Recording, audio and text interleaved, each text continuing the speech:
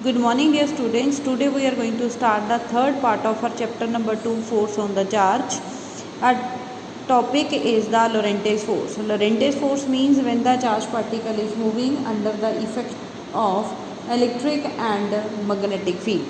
In the last video we have done the force acting on the charge particle inside the magnetic field is given by the relation Fm vector is equal to qv cross b and इसको नाम देते हैं magnetic Lorentz force.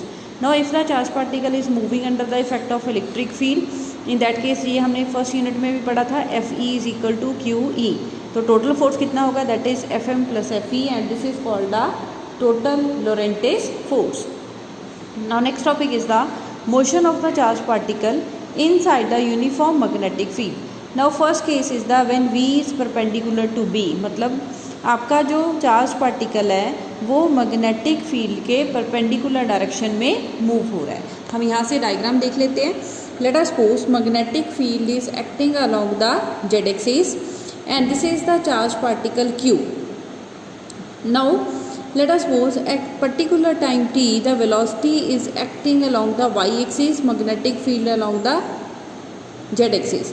So in this case the force will act along the origin or towards the origin. Now at every point the force is acting towards the O point and this is the condition of the centripetal force, means in this case the force at every time is acting toward the center of the circle and this force will act as this magnetic Lorentz force will play the role of the centripetal force. So QV cross B, the formula of the magnetic Lorentz force, that will be equal to mv square by r.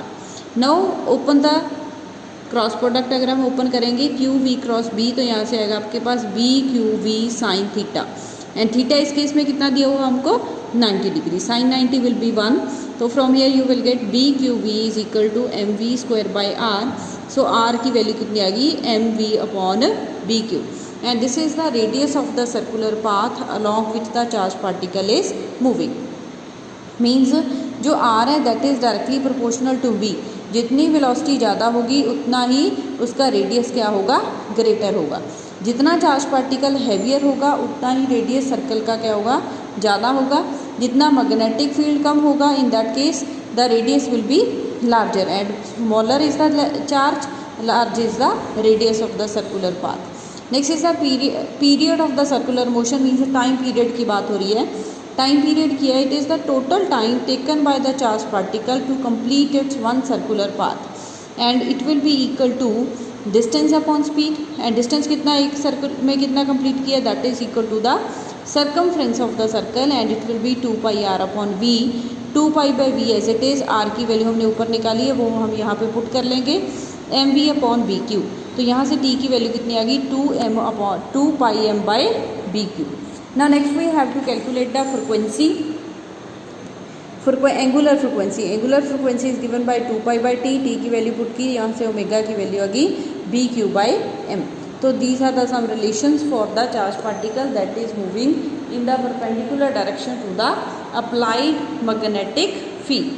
Now next one is the when the b are inclined to each other, means अब जो आपकी velocity vector है that is not perpendicular to the magnetic field. अब जो velocity vector है वो magnetic field के with respect to एक पर्टिकुलर एंगल पे एक्ट हो रही है.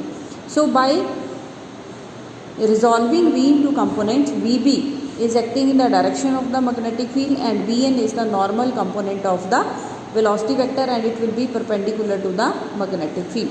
So vb cos theta is acting in the direction of the magnetic field and vb sin theta is perpendicular to the direction of the applied magnetic. Now अगर हम vn की बात करें तो ये लास्ट केस ही बन रहा है, vn is perpendicular to b.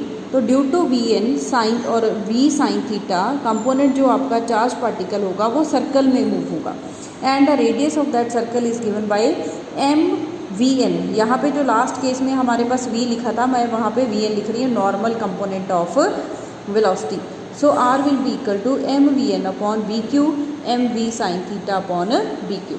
तो टाइम पीरियड कितना आएगा, 2 pi r upon vm, 2 pi upon v sin theta into mv sin theta by bq, that is t is equal to 2 pi m upon bq. Now due to this component Vn, the particle is moving in the circle. But also we have the Vb component or the V cos theta that is acting in the direction of the applied magnetic field, and due to this component the charged particle will advances in the direction of the z, means जो charged particle है वो z की direction में move हो रहा है. तो जो इसका चार्ज पार्टिकल का पाथ होगा वो जस्ट लाइक स्प्रिंग होगा, वो लीनियर मोशन लीनियर पाथ भी कवर कर रहा है, साथ में सर्कल में भी मूव हो रहा है. तो इसको हम बोलते हैं हेलिकल पाथ और helix. So the charged particle will move along the helical path, and the pitch of the helical path will be Vb into T, V cos theta into 2 pi m upon Bq. तो यहाँ से pitch कितनी आ गई आपके पास 2 pi m V cos theta upon Bq. So this is the today's lecture. In the next video we will start from here. Thank you.